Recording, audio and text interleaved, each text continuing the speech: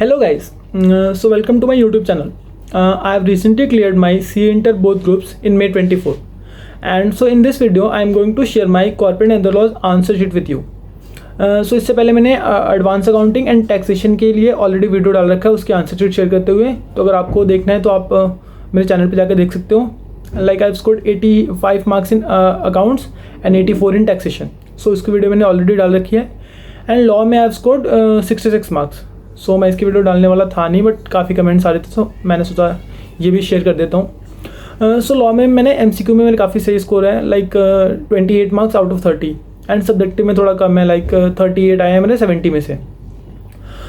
सो इसमें आप देख सकते हो कि आपको लॉ में आंसर कैसे प्रेजेंट करना है एंड आपको क्या मिस्टेक्स नहीं करनी है. लाइक मेरे काफ़ी मार्क्स डिडक्ट हुए हैं बहुत क्वेश्चन में, तो आप ये देख सकते हो. एंड मैं अपने बारे में थोड़ा सा बैकग्राउंड बता देता हूँ. लाइक मैं डायरेक्ट एंट्री से आया हूँ उसमें. सो लाइक मैंने पहले ग्रेजुएशन किया BCom ऑनर्स दिल्ली यूनिवर्सिटी से, एंड उसके बाद मैंने CA इंटर का एग्ज़ाम दिया डायरेक्टली. सो इससे पहले मैंने लॉ के आंसर लिखे नहीं थे. लाइक आपने फाउंडेशन वगैरह में लिखा होगा तो आपको थोड़ा सा मतलब पता होगा कि कैसे आंसर प्रेजेंट करने हैं, क्या है. सो ये मेरा फर्स्ट टाइम था, लाइक ग्रेजुएशन में एग्ज़ाम दिए थे, तो उसमें इतना कुछ करना नहीं होता. हाँ, सो मुझे बेसिक्स ये पता था कि आपको प्रोविज़न बता देना है, फिर फैक्ट ऑफ द केस, फिर कंक्लूजन. बट बहुत मैंने आंसर राइटिंग प्रैक्टिस हुई नहीं थी एंड इससे पहले एग्ज़ाम दिया नहीं था. सो इस वजह से भी थोड़ा मतलब मेरे लॉ में स्कोर कम है. सो या एंड सबसे पहले मैं आपको पेपर पैटर्न बता दूँ तो 70 मार्क्स का सब्जेक्टिव आता है एंड 30 मार्क्स की MCQ. एंड 70 मार्क्स में हमें 5 क्वेश्चन करने होते हैं, 14 मार्क्स ईच के. तो 5 में से फर्स्ट क्वेश्चन कंपलसरी होता है एंड उसके अलावा जो बाकी 5 क्वेश्चन और होते हैं उसमें से हमें कोई भी 4 क्वेश्चन करने होते हैं. सो 14 5 70 मार्क्स का पेपर होता है, 5 क्वेश्चन करने होते हैं. एंड बाकी हर क्वेश्चन में भी ना 3 पार्ट्स होते हैं, वो भी 5 5 एंड 4 मार्क्स का. तो 5 5 एंड 4 14 मार्क्स का हर क्वेश्चन होता है एंड उसमें मतलब हर क्वेश्चन में 3 सब पार्ट्स होते हैं. So yeah let me share my answer sheet with you. So सबसे पहले मैंने क्वेश्चन 2 किया हुआ है. इसमें जैसे मैंने बताया कि 3 पार्ट होते हैं, तो क्वेश्चन 2 का A था 5 मार्क्स का. इसके एंड क्वेश्चन 2 के A में भी काफ़ी 3 सब पार्ट्स थे. तो इसमें सबसे पहले था कि मैं बताना था कि प्राइवेट प्लेसमेंट की लिमिट क्या होती है एंड कौन सा रिजोल्यूशन पास करना होता है. तो यहाँ मैंने सेक्शन रेफ़र किया है, सेक्शन 42. एंड इसके अलावा फिर मैंने बता दिया कि 200 पर्सनस को हम प्राइवेट प्लेसमेंट इशू कर सकते हैं. ये मैंने एक्सप्लेन किया है, बट मैंने कंटेंट थोड़ा क्रिस्प है, काफ़ी अच्छे से एक्सप्लेन किया नहीं है मैंने. एंड इसके अलावा मुझे रूल 14 को भी एक्सप्लेन करना था, जो मैंने यहाँ पे किया नहीं है.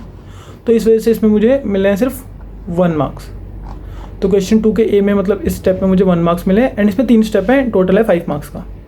एंड बाय द वे जो रूल 14 ब्लू में लिखा हुआ है मैंने टाइप किया हुआ है कि आपको लगे कि चेकिंग में लोग बताते हैं, तो नहीं, ये मैंने थोड़ा अपने वीडियो के रेफरेंस के लिए डाला हुआ है. हाँ, सो इसके अलावा सेकंड में था कि हमें नॉन अलॉटमेंट ऑफ शेयर्स के कॉन्सिक्वेंसेस बताने हैं कि अगर हम शेयर्स को टाइमली अलॉट नहीं होता है तो उसके क्या कॉन्सिक्वेंसेस होते हैं. तो यहाँ मैंने प्रोविजन एक्सप्लेन कर दिया, लाइक कि 60 डेज़ के अंदर अलॉटमेंट हो जानी चाहिए. देन अगर नहीं हुआ तो 15 डेज़ के अंदर उसको रिफंड कर देना है. एंड उसके अलावा नहीं हुआ तो हमें इंटरेस्ट पे करना है. तो यहाँ पे बस ये वाला पॉइंट मेरा गलत था, लाइक 15% नहीं, ये 12% इंटरेस्ट अप्लाई होता है. एंड बाकी ओवरऑल मेरा आंसर सही था, but I don't know why इस स्टेप में इन्होंने मुझे 0 मार्क्स दिए हैं. एंड मैंने लाइक इनकी मार्किंग स्कीम भी देखी, इसमें भी इन्होंने ये एक्सप्लेन किया हुआ था ओवरऑल की शेयर्स जो है हमें 60 डेज़ के टाइम पीरियड के अंदर अंदर हमें अलॉट करना होता है. एंड अगर 60 डेज़ में अलॉट नहीं हुआ तो 15 डेज़ में उसको रिफंड कर दो. सो मैंने ओवरऑल सही था, बट स्टिल यहाँ पे मेरे मार्क्स डिडक्ट हुए हैं.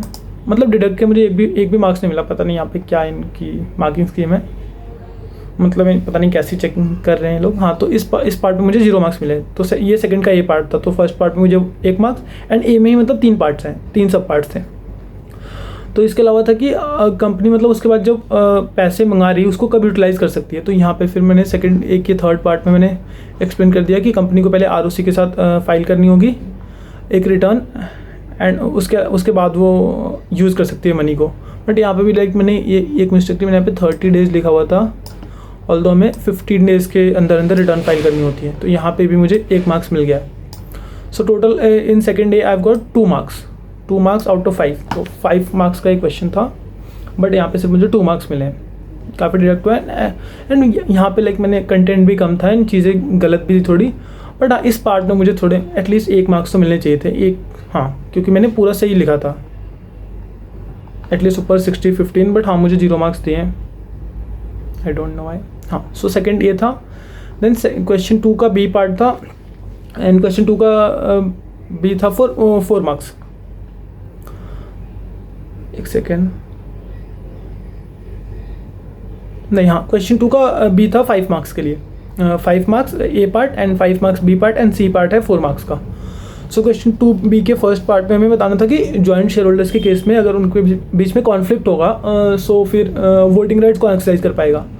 तो यहाँ मैंने एक्सप्लेन कर दिया है, यहाँ पे प्रोविजन एक्सप्लेन कर दिया एज पर द प्रोविजंस, फिर यहाँ पे ये पूरा प्रोविजन एंड यहाँ पे फिर फैक्ट ऑफ द केस कि इन द गिवन केस ये जो जॉइंट शेयर होल्डर्स हैं, एंड फिर मैंने एक्सप्लेन कर दिया कि जिस मेंबर का भी नाम पहले रजिस्टर में आएगा वोटिंग राइट उसके पास होता है। तो यहाँ पे भी जैसे इस स्टेप पे मुझे 1 मार्क्स मिल गए, देन यहाँ पे 1 मार्क्स और मिल गया मुझे,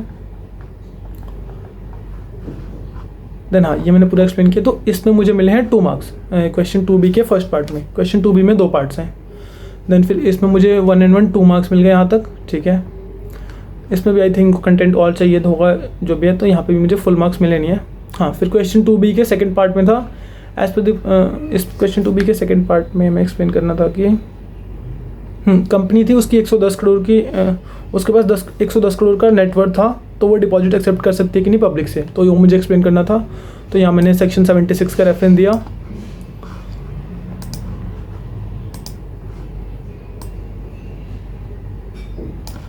तो यहाँ मैंने सेक्शन 76 का रेफरेंस दिया कि कंपनी कितना लिमिट तक रेज कर सकती है, डिपॉजिट्स कितना रेज कर सकती है, एंड उसके अलावा फिर मैंने पूरा एक्सप्लेन कर दिया कि in the given case public company जो है 100 करोड़ से ज़्यादा उसका नेटवर्थ है तो एलिजिबल पब्लिक कंपनी बन जाती है and so it can raise the money. तो यहाँ पे मुझे 1 मार्क्स यहाँ मिला है एंड 1 मार्क्स यहाँ मिले मुझे। सो 2B के सेकेंड पार्ट में मुझे मिल गया 2 मार्क्स एंड 2 मार्क्स ऊपर। So in total I have got 4 marks. So 4 marks out of 5। Question 2B था 5 मार्क्स का, तो उसमें उसका फर्स्ट पार्ट था for 3 marks and second part was for 2 marks. So in total I have got 4 out of 5। 5 में से मुझे यहाँ पे 4 मार्क्स मिल गया 2B में, तो यहाँ पे बढ़िया स्कोर है मेरा। 1 मार्क्स कटे हैं मुझे ऊपर वाले पार्ट में, इस वाले में जहाँ पे मैं जॉइंट शेयर होल्डर्स के बारे में बताना था। ये हो गया। देन क्वेश्चन 2 का C था, ये था 4 मार्क्स के लिए, एंड इसके क्वेश्चन 2C में भी थे 2 पार्ट्स। ये 4 मार्क्स का था एंड इसमें 2 पार्ट थे 2-2 मार्क्स ईच के। तो सबसे पहले था हमें जनरल क्लॉजेस एक्ट वाला एक्सप्लेन करना था। इसमें था कि एक एम्प्लॉय, एक मैनेजर के पास ये पावर था कि एक पर्सन को अपॉइंट कर सकता है, बट उसने उसको बाद में निकाल दिया एम्प्लॉय को, तो एम्प्लॉय ने सू कर दिया उसे कि, तो यहाँ पे बस ये एक्सप्लेन करना था कि power to appoint includes the right to terminate. तो यहाँ पे जनरल क्लॉजेस एक्ट का मैंने यहाँ पे प्रोविजन एक्सप्लेन कर दिया कि as per the provisions a person shall be deemed to include a power to make termination। अगर उसके पास अपॉइंटमेंट का पावर है तो उसके साथ साथ उसको रिमूवल का भी पावर मिल जाता है। तो इस पार्ट में मुझे 1 मार्क्स मिला यहाँ पे। देन फिर यहाँ पे मैंने केस एक्सप्लेन कर दिया, इन द गिवन केस क्या क्या चीज़ें, एंड फिर इसके अलावा मतलब मिस्टर सुरेश जो था एम्प्लॉय था, तो क्या उसकी वैलिडिटी सही है, उसकी जो स्टेटमेंट की वैलिडिटी सही है, तो ये मैंने एक्सप्लेन कर दिया कि उसके आर्गूमेंट की वैलिडिटी नहीं है। एंड हाँ, सो इसमें भी यहाँ पे मुझे 1 मार्क्स मिल गए। सो यहाँ टोटल मुझे 2 आउट ऑफ 2 मिल गए। ऑल्दो यहाँ पे मैंने बहुत ज़्यादा एक्सप्लेन किया नहीं, बट हाँ टू दी पॉइंट मैंने अच्छे से general clauses act 1897 like law की रेफरेंस दी है, उसको अच्छे से पॉइंट एक्सप्लेन किया है, fact of the case, and नीचे यहाँ पे कंक्लूजन, जो तो हमें 3 फॉर्मेट में लिखने होते हैं, मतलब 3 पैराज में आंसर लिखना होता है कि provision, fact of the case and then conclusion. तो वो मैंने एक्सप्लेन किया यहाँ पे। तो 1 and 1 2 मार्क्स मुझे यहाँ पे मिल गए एंड ट्वेस्ट for 2 marks only. Then question 2 का C का सेकेंड पार्ट है। यहाँ पे बेसिकली था कि एक चेक उन्होंने चेक इशू किया था, तो क्या मतलब वो टाइम के अंदर इशू हुआ है नहीं हुआ, एंड उस चेक को रिजेक्ट कर दिया गया था, तो जो चेक को डिसऑनर कर दिया गया, तो क्या चेक डिसऑनर करना सही था या नहीं, तो ये एक्सप्लेन करना था। तो इसमें भी GSA की रेफरेंस थी एंड उसके अलावा नेगोशिएबल इंस्ट्रूमेंट एक्ट का भी रेफरेंस था। तो जैसे मैंने प्रोविजन में दोनों सेक्शन अलग अलग एक्सप्लेन कर दिए। पहले GSA का एक्सप्लेनेशन दे दिया मैंने कि GSA के हिसाब से डेट फ्रॉम एंड टू का जो रेफरेंस होता है कि it shall be sufficient to include the word from and for the purpose of including the last day to. तो इसके मतलब कौन कौन सा डेट इंक्लूड होगा। इसके अलावा मैंने नेगोशिएबल इंस्ट्रूमेंट एक्ट का रेफरेंस दे दिया कि चेक को जो है 3 मंथ्स के अंदर अंदर प्रेजेंट करना होता है। वेट अ मिनट, हाँ, बाय द वे ये जो नेगोशिएबल इंस्ट्रूमेंट एक्ट वाला है, ये इसमें मतलब क्वेश्चन में रेफर था, ये क्वेश्चन पूरा केस लॉ टाइप था, तो ये हमें पहले से नहीं पता था, ये हमारे सिलेबस में है भी नहीं, तो ये उन्होंने एक्सप्लेन किया हुआ था। बट बेसिकली वो था कि 3 मंथ्स कब तक काउंट करेंगे, कौन से डेट से काउंट करेंगे, कब तक काउंट करेंगे, तो वो चीज़ थी। तो यहाँ पे चेक इशू हुआ था 31 दिसंबर को and it was presented on, हाँ, तो जैसे 31 दिसंबर को इशू हुआ था, तो जो डेट है ना वो नेक्स्ट डे से काउंट करेंगे, क्योंकि यहाँ पे वो वर्ड यूज हुआ है from, 3 months from, so next day से काउंट होगा। एंड चेक जो था वो प्रेजेंट किया गया था देन, हाँ, 3 मंथ्स के अंदर चेक को प्रेजेंट किया गया था, वेट अ मिनट, हाँ, चेक को प्रेजेंट किया गया था 31 मार्च 2024 को, तो 3 मंथ्स के अंदर चेक प्रेजेंट था, तो ये सही है। तो यहाँ पे भी 1 मार्क्स मुझे यहाँ मिले एंड 1 मार्क्स मुझे ऊपर वाले स्टेप में यहाँ पे मिल गए। सो इन टोटल इसमें भी मुझे 2 मार्क्स मिल गए, तो यहाँ पे मुझे मिल गया सेकंड के सी में 4 मार्क्स। तो क्वेश्चन 2C में फर्स्ट पार्ट था 2 मार्क्स का एंड सेकंड पार्ट भी था 2 मार्क्स का, तो इसमें मुझे आई स्कोर्ड 4 आउट ऑफ 4, तो ये मेरा काफ़ी सही गया लाइक। एंड हाँ, मतलब ये जनरल क्लॉजेस एक्ट का था।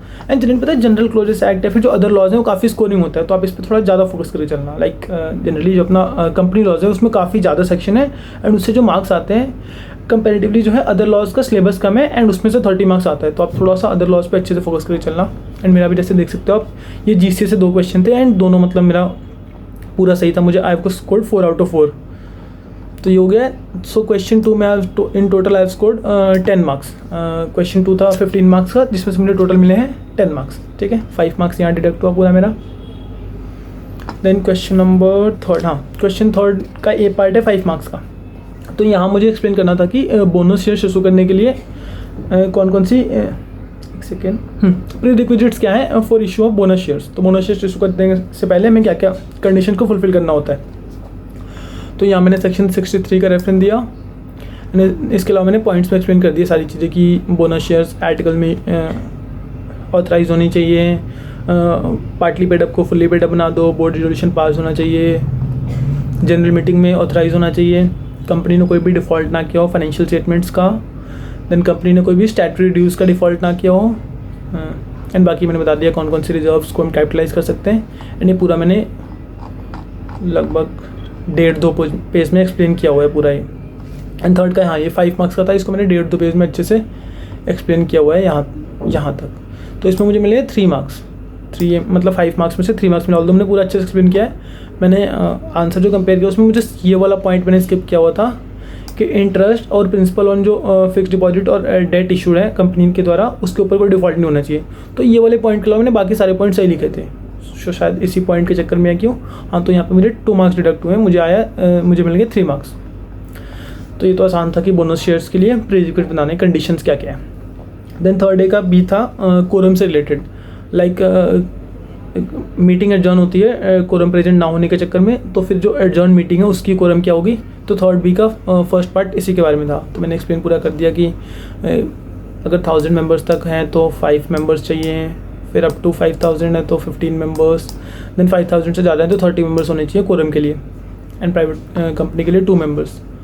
तो यहाँ पे 1 नंबर मिल गया मुझे इस पार्ट में। एंड थर्ड बी है 5 मार्क्स के लिए, इसमें लेकिन 2 पार्ट्स हैं, सो बेसिकली 2.5 एंड 2.5 में बाइफिकेशन होगा इसका।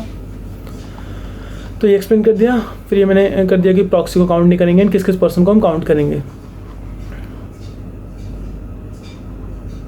एंड यहाँ पे बेसिकली फर्स्ट पार्ट में ये था कि कंपनी के पास जो है कोरम प्रेजेंट था, बट इन्होंने लिखा था कि ये कोरम प्रेजेंट है कि नहीं, तो क्योंकि इनका कोरम जो था 15 मेंबर्स का था एंड यहाँ पे इनके पास थे 16 मेंबर्स प्रेजेंट थे। सो मैंने यहाँ पे बता दिया कि quorum is present and company को मीटिंग कंटिन्यू करना चाहिए, एडजर्न नहीं करना चाहिए। तो यहाँ तक मुझे मिल गया 1 मार्क्स यहाँ पे एंड 1 यहाँ पे, 2 मार्क्स मुझे अभी तक मिल गए फर्स्ट पार्ट में, थर्ड बी का first part. And then third B का सेकेंड पार्ट था, इसमें वो था कि हाँ, तो क्या मतलब मीटिंग एडजर्न हो सकती है। तो यहाँ पे मैंने दोबारा एक्सप्लेन कर दिया।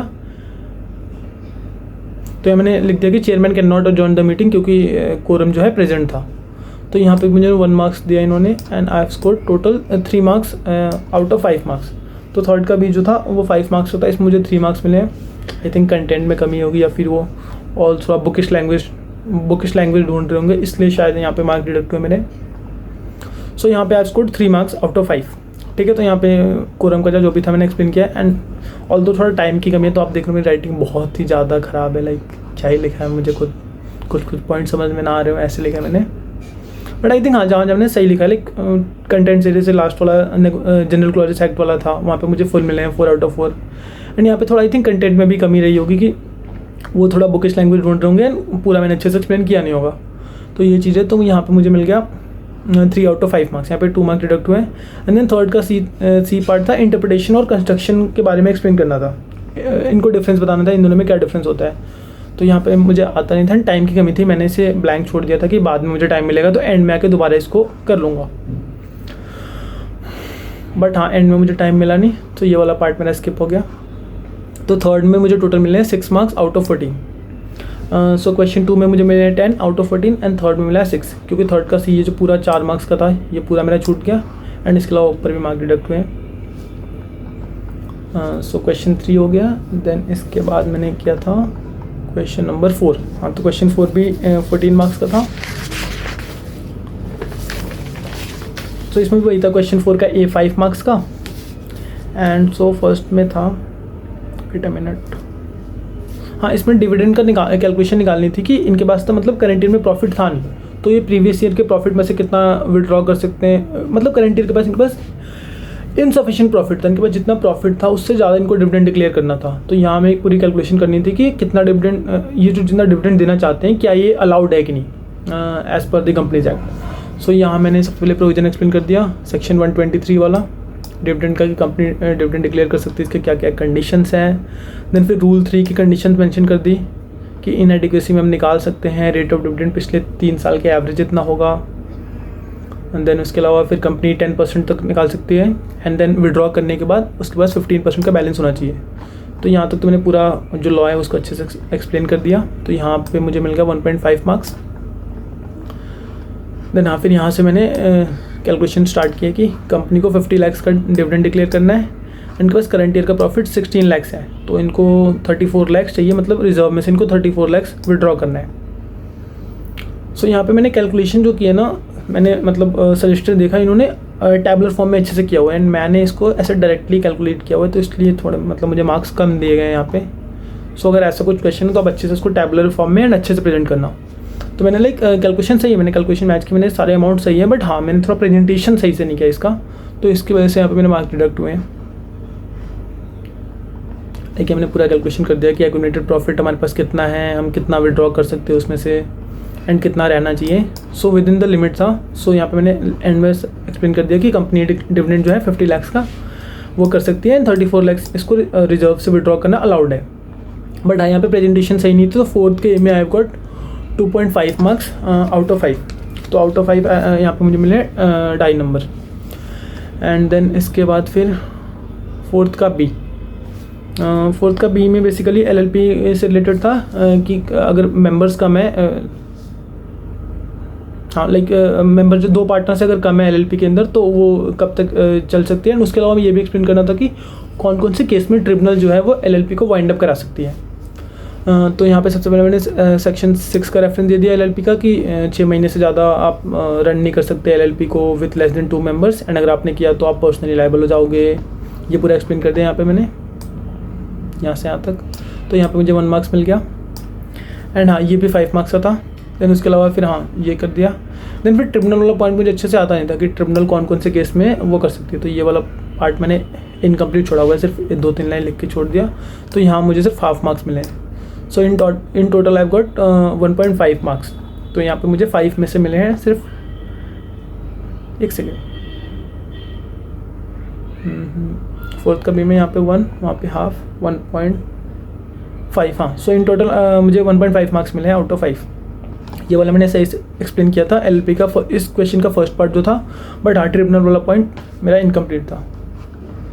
सो ये हो गया। इसके बाद फोर्थ का सी था, ये था 4 मार्क्स के लिए, ये इंटरप्रिटेशन ऑफ स्टैट्यूट से था। एंड आपको पता है काफ़ी ही टेक्निकल लैंग्वेज होता है इंटरप्रिटेशन ऑफ स्टैट्यूट्स का। सो यहाँ मुझे जितना भी आता था मैंने एक्सप्लेन किया। यहाँ पे क्वेश्चन बेसिकली था जनरल या स्पेशली बस नॉन डेरोगेंट, लाइक इसका बेसिकली मतलब ये था कि जो स्पेशल लॉज होते हैं प्रोविजंस वो प्रिवेल करेंगे ओवर जनरल लॉज। सो अगर जनरल लॉ एंड कोई स्पेशल लॉ के बीच में कॉन्फ्लिक्ट होगा, so special law will prevail.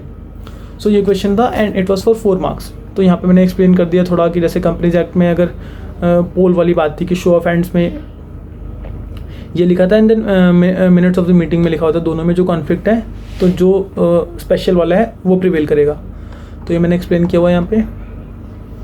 But हाँ, फोर्थ के सी में आई हैव गॉट 2.5 मार्क्स।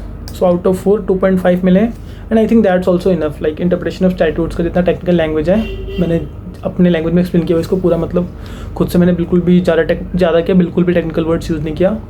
सो यहाँ पे मुझे 2.5 नंबर मिले हैं 4 में से, तो I think that is also enough. So fourth में मुझे टोटल मिला है 6.5 मार्क्स। तो 14 में से यहाँ पे मिले हैं 6.5। तो ऑन एन एवरेज मैंने 1-2 क्वेश्चन को छोड़ के बेसिकली 14 में से आई हैव स्कोर्ड 6.5 यही है, ठीक है। तो फोर्थ हो गया एंड इसके अलावा फिर 5th क्वेश्चन मैंने स्किप कर दिया। तो मैंने आपको ऑलरेडी बता रखा है लाइक जो स्टार्टिंग में आपको रीडिंग टाइम मिलता है 15 मार्क्स का, 15 मिनट्स का, उसके अंदर ना आप ये सारे क्वेश्चन को एनालाइज कर लो। फर्स्ट क्वेश्चन को स्किप करके ना बाकी सारे क्वेश्चंस को बैठ के एनालाइज कर लो कि कौन कौन क्वेश्चन डिफिकल्ट है, कौन कौन आप कर पाओगे, एंड जो नहीं कर पाओगे ना उसको वहीं पे मार्क कर लो कि ये क्वेश्चन मुझे स्किप करना है, ताकि फिर बाद में आप इसके लिए अलग से टाइम ना दो। तो मैंने लाइक स्टार्टिंग में डिसाइड कर लिया था कि क्वेश्चन 5 मुझे स्किप करना है, तो ये क्वेश्चन 5 मैंने स्किप कर दिया। एंड इसके अलावा मैं थोड़ी और बातें मैं एंड में शेयर करता हूँ उसके बारे में, बाकी फिर आगे जाते हैं। फिर क्वेश्चन 6 वाज रिलेटेड टू, यहाँ पे भी मीटिंग से रिलेटेड था कि मीटिंग में कोरम कितना प्रेजेंट होना चाहिए एंड कोरम कितने देर के अंदर प्रेजेंट होना चाहिए, ये सारी बातें थी। तो question 6A was for 5 marks and इसके अंदर था 3 पार्ट, इसके अंदर 3 सब पार्ट्स थे। तो मैंने एक्सप्लेन किया कि कोरम वाला जो लॉ था कि 1000 से ज़्यादा होंगे तो 1000 से कम है तो 5 मेंबर्स, 1000 से ज़्यादा बट 5000 से कम सो 15 मेंबर्स, एंड अगर 5000 से ज़्यादा मेंबर्स हैं तो 30 मेंबर्स, ये एक्सप्लेन कर दिया। तो इस कंपनी में जो एक कोरम जो था with in half an hour present नहीं था, तो यहाँ पे मैंने एक्सप्लेन कर दिया अगर कोरम रिक्विजिशन द्वारा बुलाया गया होगा तो उसको कैंसिल कर दिया जाएगा मीटिंग को, एंड अदर केस में मीटिंग जो है एडजर्न कर दी जाएगी। एंड फिर एंड यहाँ पे मेन ये था कि एडजर्न मीटिंग में जैसे स्टार्टिंग में कोरम प्रेजेंट नहीं है, देन एडजर्न मीटिंग में भी अगर कोरम प्रेजेंट नहीं है तो कितने मान ले जाएंगे, तो एडजर्न मीटिंग में जितने भी लोग प्रेजेंट होते हैं उसको हम मान लेते हैं कोरम। तो यहाँ मैंने पूरा लॉ सही लिखा है, यहाँ से लेके यहाँ तक मैंने पूरा सही से एक्सप्लेन किया। सिर्फ यहाँ पे मुझे हाफ मार्क्स मिले इस स्टेप के, बट यहाँ पे भी जैसे ये वाला पॉइंट इन्होंने क्रॉस किया हुआ है, बट ये सही था लाइक कि अगर एडजर्न मीटिंग में सिर्फ 2 मेंबर्स आए हैं तो उनको ही हम कोरम मान लेंगे, एंड सजेस्टेड आंसर में भी यही था, बट स्टिल इन्होंने यहाँ पे मार्क्स 1 भी नहीं दिया हुआ, इसको क्रॉस कर दिया है, आई डोंट नो व्हाई। सो ये था। हाँ, इसके अलावा फिर 6A का सेकंड पार्ट था, इसमें था कि अगर चेयरमैन ने एडजर्न किया meeting due to unruly behaviour, तो फिर जो मीटिंग बुलाई जाएगी उसके अंदर भी अगर कोरम प्रेजेंट नहीं हुआ तब क्या करेंगे। तो यहाँ पे बेसिकली सही था, यहाँ पे मैंने ये लिख दिया कि अगर इस केस में मीटिंग एडजर्न हुई है तो अगली मीटिंग में भी कोरम चेक करेंगे जो नॉर्मल लॉ के हिसाब से है। जैसे इस कंपनी के पास 1000 से ज़्यादा मेंबर्स हैं तो यहाँ पे हमें 15 मेंबर्स का कोरम चाहिए होगा नेक्स्ट मीटिंग में भी, बट स्टिल इसको भी इन्होंने कट कर रखा है। लाइक मैंने इनकम्प्लीट आंसर है, पूरा अच्छे से एक्सप्लेन नहीं किया, बट जितना एक्सप्लेन किया है कुछ स्टेप के मार्क्स मिलने चाहिए थे, बट हाँ यहाँ पे भी इन्होंने, तो लॉ में थोड़ी काफ़ी स्ट्रिक्ट चेकिंग करते हैं, सो आप थोड़ा इस हिसाब से देख के चलना पहले से। हाँ, तो एंड थोड़ा आई थिंक ना ये बुकिश लैंग्वेज ढूंढ रहे हैं, लाइक मैंने जो खुद के लैंग्वेज में थोड़ा सिंपलर लैंग्वेज में एक्सप्लेन किया हुआ है तो वहाँ पे मार्क्स मेरे डिडक्ट हुए हैं। लाइक यहाँ पे भी ये आंसर सही है, मैंने मैच किया था सजेस्टेड आंसर से, बट स्टिल यहाँ पे मार्क्स डिडक्ट हुए मैंने। तो 6A का सेकंड पार्ट गया, देन 6A का थर्ड पार्ट। 6A के थर्ड पार्ट में था कि हाँ अगर मीटिंग को रिक्विजिनिस्ट द्वारा बुलाया गया है एंड तब भी अगर कोरम प्रेजेंट ना हो तब क्या होगा। तो ये मैंने एक्सप्लेन कर दिया कि अगर meeting was called by requisitionists then meeting जो है उसको वो कैंसिल कर दिया जाएगा अगर उसमें भी कोरम प्रेजेंट ना हो। तो यहाँ पे मुझे 1 मार्क्स मिल गया है, and so in total 6A में मुझे मिल गया 1.5 मार्क्स।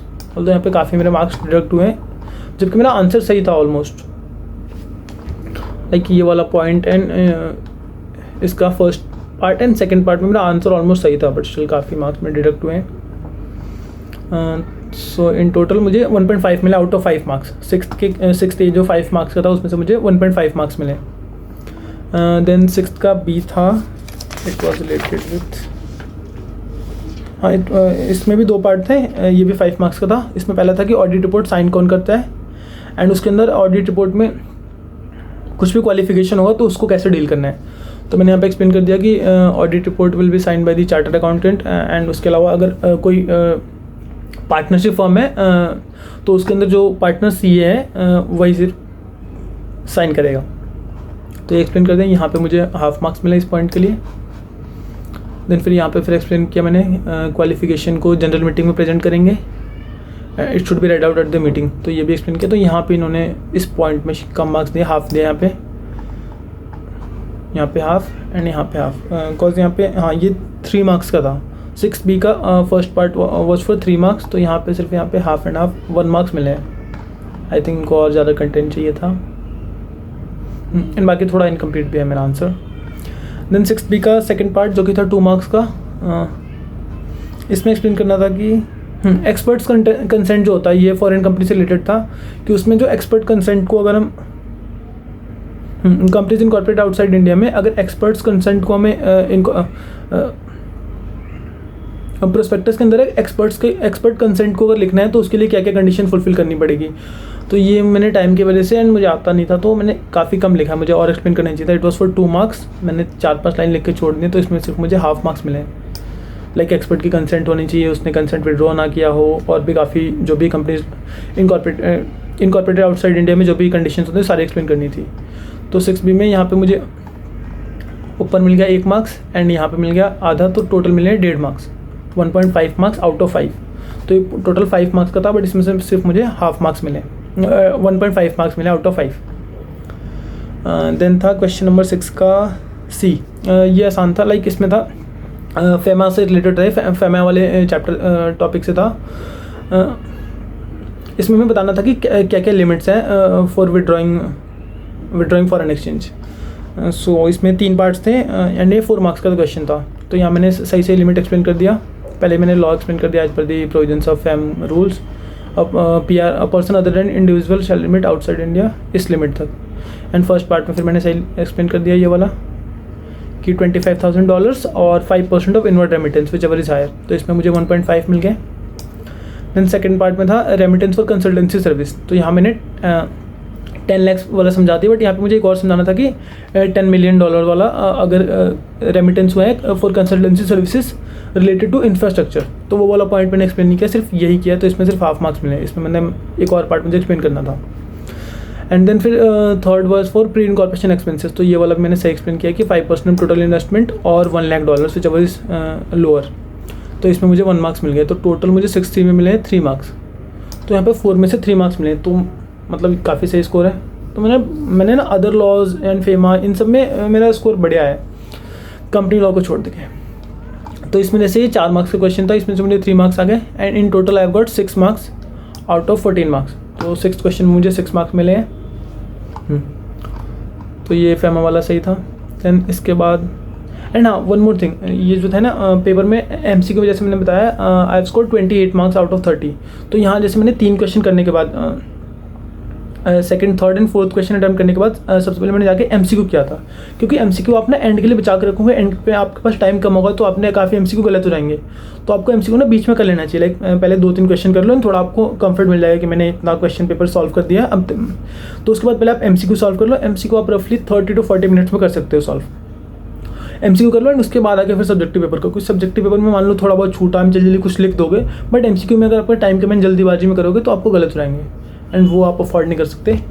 सो हाँ, तो ये ना यहाँ तक होते होते मेरे पास काफ़ी मतलब अब टाइम की मुझे बहुत कमी हो रही थी एंड मुझे अभी लास्ट क्वेश्चन नंबर 1 बाकी था मेरा, जो कंपलसरी क्वेश्चन था। तो एंड में मैंने वो किया, काफ़ी देख सकते हो बहुत जल्दीबाजी मैंने किया है, पढ़ा जितना हो सके मैंने। आई थिंक मेरे पास 15 मिनट रहे होंगे मैक्सिमम, उससे भी कम क्वेश्चन नंबर 1 के लिए। बट हाँ, मैंने जितना जल्दी हो सके एडिशनल शीट लेके इसको मैंने किया, तो मैं ये भी बता देता हूँ आपको। सो क्वेश्चन 1 में इसमें भी वैसी बाइफर्केशन था, A was for 5 marks and then B was for 5 marks and C was for 4 marks। So question ये था राइट वेरी करने से रिलेटेड कि कंपनी किसी शेयर होल्डर्स की राइट वेरी कैसे कर सकती है एंड उसके अलावा जो है डिसेंडिंग शेयर होल्डर्स क्या ट्रिब्यूनल में अप्लाई कर सकते हैं। तो ये मैंने एक्सप्लेन कर दिया सेक्शन 48 को, पूरा लॉ की company different class of shares वाले कैसे कैसे राइट वेरी कर सकती हैं। सो यहाँ पे जो था 3/4 की कंसेंट चाहिए, तो यहाँ पे मैंने शेयर्स की वैल्यू कैलकुलेट करके मैंने निकाल दिया कि 80% ऑफ शेयर होल्डर्स की कंसेंट ले ली गई थी, तो यहाँ पे मतलब कंपनी राइट्स चेंज कर सकती थी। तो यहाँ पे मुझे 2.5 मार्क्स मिल गया, ये पूरा सही है। देन हाँ, फर्स्ट डे का सेकंड पार्ट था कि डिसेंटिंग शेयर होल्डर्स जो हैं वो क्या ट्रिब्यूनल में अप्लाई कर सकते हैं। सो डिसेंटिंग शेयर होल्डर्स जो हैं 10% की वैल्यू अगर उनके पास हो तब वो अप्लाई कर सकते हैं, बट यहाँ पे उनके पास 1/10 यानी कि 10% से कम वैल्यू की शेयर्स थे, so they can't apply to tribunal. ये भी सही है मेरा, तो इसमें 1 मार्क्स। तो फर्स्ट के में मुझे मिल गया 4.5 नंबर एंड ये 5 मार्क्स का था, तो इसमें भी मेरा काफ़ी बढ़िया स्कोर है। Out of 5 I scored 4.5 marks. तो ये था मैंने, एंड यहाँ पे बहुत जल्दीबाजी में आप देख लो, बहुत स्पीड, मतलब मेरे पास टाइम की काफ़ी कमी थी, बट इसलिए मतलब यहाँ पे ये है कि राइटिंग वगैरह इतना मैटर करेगा नहीं, आप ना बस चीज़ें सही लिखी हो एंड कंटेंट सही हो, आपका एक्सप्लेनेशन सही हो, अच्छे फॉर्मेट में आपने लिखा हो तो सही है, मतलब आपको मार्क्स सही मिल जाएंगे। जैसे यहाँ पे मैंने काफ़ी, आप देख रहे हो क्या ही राइटिंग लिखी है, मुझे खुद काफ़ी चीज़ें समझ नहीं आ रही, बट हाँ इसमें मुझे 5 में से आई स्कोर्ड 4.5 मार्क्स फर्स्ट के ए पार्ट में।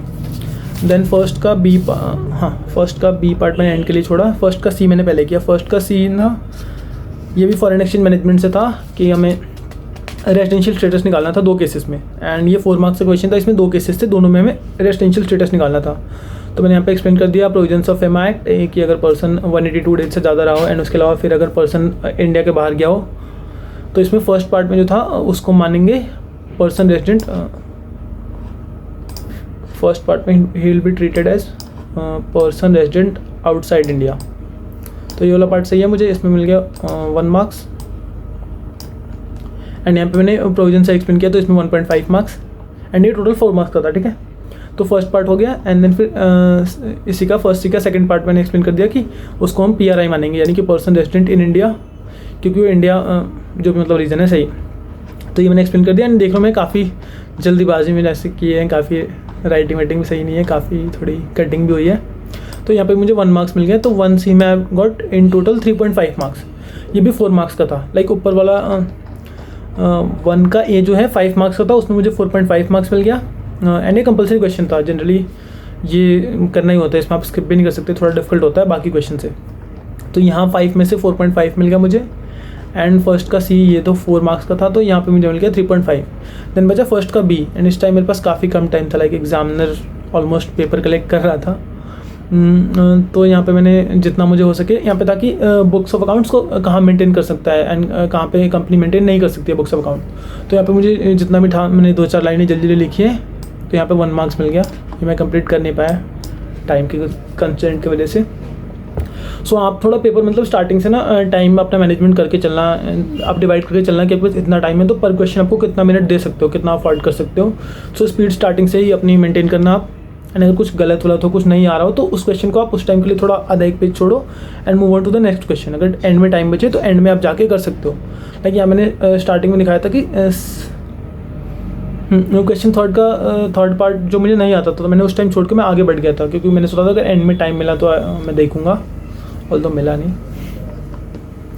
सो ये हो गया। तो फर्स्ट क्वेश्चन में इन total I got 9 marks out of 14 marks, मुझे टोटल 9 मार्क्स मिले। तो एक सेकंड में, हाँ, सो फर्स्ट क्वेश्चन में मुझे 9 मिला आउट ऑफ 14, सेकंड में 10। तो इन दोनों में मेरा काफ़ी बढ़िया स्कोर रहा है, फर्स्ट क्वेश्चन एंड सेकंड। इसके अलावा सब में 6 या 6.5। तो थर्ड में मुझे मिले 6 मार्क्स, फोर्थ में भी मिले मुझे 6.5 मार्क्स, एंड देन सिक्स में मिला है 6 मार्क्स।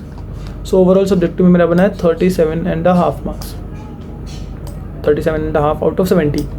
सो सब्जेक्टिव में मेरा स्कोर काफ़ी मतलब वो है, सिर्फ मैंने 38 मार्क्स बने हैं आउट ऑफ 70। इसका रफली अगर परसेंटेज देखा जाए 54% के अराउंड बना है। But the game changer was my MCQ। Like I have scored 28 marks out of 30। Like 15 MCQ होते हैं 2 मार्क्स ईच के, तो जिसमें से मुझे 28 मार्क्स मिले। सिर्फ एक MCQ गलत है, बाकी सारे सही हैं। सो MCQ में I have scored extremely well. So हाँ, मतलब लाइक मेरा कॉन्सेप्ट क्लियर था, मुझे चीज़ें आती थी, बट हाँ मेरा आंसर प्रेजेंटेशन मैंने बताया, मेरा फर्स्ट एग्जाम था, लाइक लॉ राइटिंग में कुछ प्रैक्टिस थी नहीं मेरी। तो हाँ मैंने मतलब मेरा फॉर्मेट वगैरह वो सब काफ़ी सही नहीं था, तो सब्जेक्टिव मेरा सही नहीं गया। बट हाँ कॉन्सेप्ट वाइज मेरा सब कुछ सही था, तो मैंने MCQ में काफ़ी बढ़िया स्कोर किया, लाइक 30 में से 28 मार्क्स। हाँ, सो मैंने बताया कि MCQ आप ना स्टार्टिंग लाइक 2-3 क्वेश्चन कर लो, एंड जैसे लाइक 1.5 घंटा हो जाए रफली, 1 से 1.5 घंटा जब आप सब्जेक्टिव पेपर कर लो, उसके बाद आप MCQ की तरफ शिफ्ट कर जाओ, एंड जब MCQ हो जाए उसके बाद आके आप बाकी सब्जेक्टिव आंसर लिखो। लाइक यहाँ पे जैसे देख रहे हो मेरा सब्जेक्टिव में एक क्वेश्चन छूटा, एंड एक क्वेश्चन में भी मैं थोड़ा हाफ पार्टी लिख पाया। अगर मैं एंड के लिए एमसीक्यू बचा के रखता फिर मेरा एमसीक्यू काफ़ी गलत हो रहा था एंड उसकी वजह से मार्क्स में इम्पैक्ट होता। लाइक सिर्फ वहाँ पे 70 में से आई स्कोर 38 मार्क्स एंड यहाँ पे सिर्फ 30 में से 28 मार्क्स आए, तो ये काफ़ी स्कोर को इम्प्रूव कर देता है। लाइक इसी की वजह से मुझे एग्जामेशन भी आ गई है लॉ में, वरना सब्जेक्टिव में जस्ट 40 मार्क्स आए, 40 भी नहीं आए, 38 मार्क्स आए 70 में से एंड सिर्फ 30 में से यहाँ पे 28 आए। तो आप एमसीक्यू को अच्छे से इंपॉर्टेंस देना एंड एमसीक्यू प्रैक्टिस के लिए आई विल से लाइक देखो मतलब पढ़ाई के लिए तो अलग से कुछ नहीं करना, आप जो लॉ को पढ़ रहे हो उसको अच्छे से कॉन्सेप्चुअली पढ़ो, कॉन्सेप्ट क्लैरिटी होगी तो आप अच्छे से स्कोर कर पाओगे। एंड प्रैक्टिस करने के लिए आप आईसीआई के बीओएस पोर्टल पे जाके एमसीक्यू की प्रैक्टिस कर सकते हो, वहाँ पे एमसीक्यू आ जाते हैं काफ़ी, उसके ऐप भी डाउनलोड कर सकते हो आप चाहो तो। एंड उसके अलावा फिर एमटीपी एंड आरटीपी में आ जाता है एमसीक्यू, तो वो देख लेना। एंड हाँ, बाकी जैसे मैंने लॉ की क्लासेस ली थी हर्ष गुप्ता सर से, तो उन्होंने भी एक एमसीक्यू की बुक दी थी, तो ऑल्दो मेरे पास इतना टाइम था नहीं, मैंने उसमें से प्रैक्टिस नहीं किया था, ना के बराबर किया था। मेनली मेरा मतलब मैंने कॉन्सेप्ट वगैरह अच्छे से पढ़ा था, 2-3 बार जितना भी हो सके अच्छे से पढ़ा था, रिवीजन वगैरह सही से की थी। एंड हाँ, थोड़ा बीओएस पोर्टल एंड एमटीपी वाला सॉल्व किया था। And one more thing I would like to add कि जैसे स्टार्टिंग का जो 15 मिनट्स है आपके पास, जो रीडिंग टाइम मिलेगा आपके पास 15 मिनट्स, उसमें आप जैसे फर्स्ट क्वेश्चन छोड़ के बाकी आपके पास 5 क्वेश्चन है, उसमें से आप वो डिसाइड कर लो कि कौन से 4 क्वेश्चन आपको अटेम्प्ट करना है। एंड उसके अलावा ना बाकी सारे क्वेश्चन पढ़ के आपको 15 मिनट्स काफ़ी इनफ टाइम होता है, स्टार्टिंग में माइंड भी क्लियर रहता है। तो अपना क्वेश्चन पढ़ लो एंड जिसका जो भी सेक्शन रेफरेंस या जो भी चीज़ें हैं ना पहले ही वहाँ पे मार्क कर लो, ताकि एग्जाम में आपको क्या करना पड़ेगा, क्वेश्चन उठाओगे आप सीधा लिखना स्टार्ट कर दोगे, आपको ज़्यादा सोचना नहीं पड़ेगा। जैसे मैं अपनी क्वेश्चन पेपर आपको से दिखा रहा हूँ, जैसे कि देखो यहाँ पे मैंने परसेंटेज निकाल लिया था कि कितने परसेंटेज शेयर होल्डर्स का इन्होंने कंसेंट लिया हुआ है, फिर ये 9% है, मतलब ये पूरा मैंने, फिर जैसे फर्स्ट का आंसर येस होगा, सेकंड का येस, ये पूरा मैंने परसेंटेज की लिमिट्स वगैरह जो भी है मैंने पहले ही जो मुझे आंसर था सॉल्व करके वहाँ पे मैंने मेंशन कर दिया था, ताकि फिर बाद में इजी हो। तो ये रीडिंग टाइम में मैंने इसे किया हुआ। जैसे यहाँ पे देखो फर्स्ट में था ये PROI होगा एंड ये होगा PRI, तो मैंने स्टार्टिंग में ये मैंने फाइंड आउट करके ये स्टार्टिंग में ही मार्क कर दिया था, ताकि फिर बाद में मुझे आंसर लिखते हैं सिर्फ लिखना था, मतलब सिर्फ उठाओ एंड सेक्शन का रेफरेंस। जैसे और मैं आगे दिखाऊँ तो यहाँ फिर मैंने वो मतलब लिख दिया था कि लिमिट 100 करोड़ का होता है, फिर क्या डिपॉजिट कंपनी एक्सेप्ट कर सकती है, तो यहाँ पे मैंने लिख दिया यस, ये सारे आंसर। तो पहले जो भी मतलब मैंने क्वेश्चन पढ़े उसको जो भी आंसर आया माइंड में उसको तो स्टार्टिंग में थोड़े देख लेना आपके यहाँ का एग्जामिनर कैसा हो, स्ट्रिक्ट हो। तो मैंने जैसे पेंसिल भी यूज़ किया था कि ताकि ऐसे वो मना करते हैं कि आप पेन यूज़ करके कुछ लिख नहीं सकते, तो आप पेंसिल से जितना हो सके थोड़ा मार्क वार्क कर सकते हो। जैसे यहाँ पे था क्या वैलिडिटी सही है, तो यहाँ मैंने पहले ये कर लिया, ये जो रेलेवेंट था कि power to point includes power to dismissal, तो उसका मैंने रेलेवेंट लॉ भी था कि जैसे बाद में मुझे आंसर लिखते हो ना मुझे पूरा ये पढ़ना भी नहीं पड़ा बहुत टाइम, जैसे सीधा वो माइंड में आ गया कि हाँ ये चीज़ है इसकी बात करनी है, बाकी फिर उसके साथ रेफरेंस देते चला गया। लाइक यहाँ पे मैंने पहले लिख दिया था सेक्शन 63, उस टाइम माइंड में आ रहा था, लाइक कहीं बाद में भूल जाओ कि कौन सा सेक्शन था, तो ये भी मैंने रेफ़र कर दिया। यहाँ पे भी जैसे देखो कि ये आंसर इसका 9 होगा। एंड यहाँ पे फिर मैंने वो मेंबर्स वाला लिख लिया कि कोरम कितना होता है, कोरम की जो लिमिट थी जो मैंने निवानिक टाइप याद किया हुआ था, तो यहाँ मैंने लिख लिया 5, 15, 30। फिर यहाँ फर्स्ट क्वेश्चन में यस होगा, सेकंड में नो होगा, ये मैंने पहले ही वो कर लिया, ताकि इससे काफ़ी हेल्प होगा। अपना अगर रीडिंग टाइम को अच्छे से यूटिलाइज़ कर लोगे तो आपको आगे पूरे पेपर में आपको 3 घंटे अच्छे से लिखने में सही रहेगा, क्योंकि पेपर आपको पता है काफ़ी लेंदी होता है, फिर उसमें आप बैठ के पूरा सोचोगे क्या आंसर होगा। तो आप स्टार्टिंग का रीडिंग टाइम उसको तो मस्ट आप अच्छे से यूटिलाइज़ करो। उस टाइम मैं आपको बता दूं कि उस टाइम ना आपको MCQ आंसर शीट नहीं मिलती है, तो आप मैक्सिमम यही कर सकते हो, लाइक सब्जेक्टिव पेपर को आप ये एनालाइज कर लो कौन सा क्वेश्चन डिफिकल्ट है, मेरे बस की नहीं है उसको हटा दो, एंड बाकी जो आता है उसमें आप एनालाइज कर लो कि क्या क्या कर सकते हो आप। जैसे यहाँ मैंने सेक्शन यहाँ पे कर लिया था कि सेक्शन 6 होगा, देन ये अपना जनरल वाला। फिर यहाँ पे भी जैसे क्वेश्चन 6 में 5 मैंने डिसाइड कर लिया था स्किप करना है, वो भी मैंने मार्क कर लिया था कि मुझे कौन सा क्वेश्चन स्किप करना है। देन यहाँ मैंने लिख दिया कि फर्स्ट में था कि क्या उसका मीटिंग क्या एडजर्न होना वो है, तो मैंने लिख दिया मीटिंग वैलिड होगी। देन फिर थर्ड पार्ट में मीटिंग क्या होगा तो कैंसिल होगा, मैंने पहले ही मार्क कर लिया था सब चीज़ें। एंड जैसे मेंबर्स 3500 हैं तो उसका कोरम कितना होगा मीटिंग के लिए, तो ये सब मैंने पहले ही मार्क कर रखा था चीज़ें, ताकि सिर्फ जब मुझे एग्ज़ाम में वो हो तो मैं सीधा आंसर लिखना स्टार्ट कर दिया मैंने। लाइक हियर जैसे ना ये फॉरेन एक्सचेंज मैनेजमेंट वाला था, तो ये भी मैंने पहले से ही लिमिट स्टार्टिंग में 15 मिनट काफ़ी आप अच्छे से अगर यूटिलाइज़ करो, जल्दी करो तो मैं देखो पूरा क्वेश्चन में बस इतना टाइम था, मैंने सब कुछ करके जैसे इसका था मैंने लिमिट पहले लिख लिया था, ताकि मुझे लगा ना कि बाद में आप क्वेश्चन करो आप थोड़ा स्ट्रेस में आ जाओगे कि क्या कुछ नहीं हो रहा, तो माइंड थोड़ा सा आप कुछ चीज़ें भूल सकते हो। मैंने जो याद था उस टाइम मैंने पहले यहाँ पे मार्कअप कर लिया कि इसका $25 5%, इसका $10 लाख, ये 5%, ये 1 लाख। तो ये आप ना अच्छे से ऐसे ये मैंने सोचा आपके लिए थोड़ा यूज़फुल लगा, तो ये मैं वीडियो में अलग से ऐड कर रहा हूँ कि हाँ, तो आप ना क्वेश्चन पर आप जो स्टार्टिंग में वो चीज़ें जो माइंड में आ रही है वो पहले से आप लिख लो, ताकि बाद में आप इजीली आंसर लिख सकते हो। सो या that was it. So yeah this was it. Thank you and please subscribe to my YouTube channel and बाकी ग्रुप 1 के अदर सब्जेक्ट की वीडियो मैंने डाल रखी है, वो आप देख सकते हो, उसका लिंक मैं डिस्क्रिप्शन में दे दूँगा। सो या थैंक यू, बाय।